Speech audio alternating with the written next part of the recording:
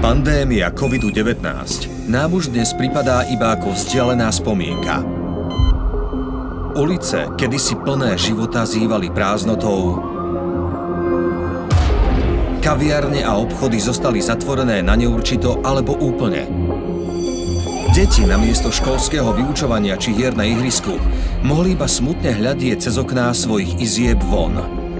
V rúškami zahalených tvárach ľudí bolo často vidieť neistotu, osamelosť a strach z neznámej hrozby, ktorá udrela náhle a o to zákernejšie.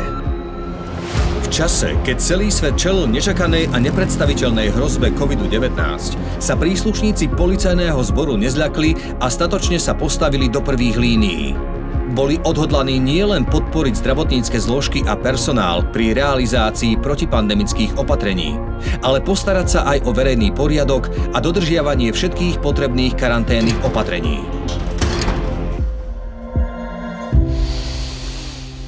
Preto operačný program Efektívna verejná správa a Európsky sociálny fond prispeli v rámci iniciatívy REACT-EU k finančnej podpore odmeňovania a stabilizácie pracovných miest týchto mimoriadnych ľudí.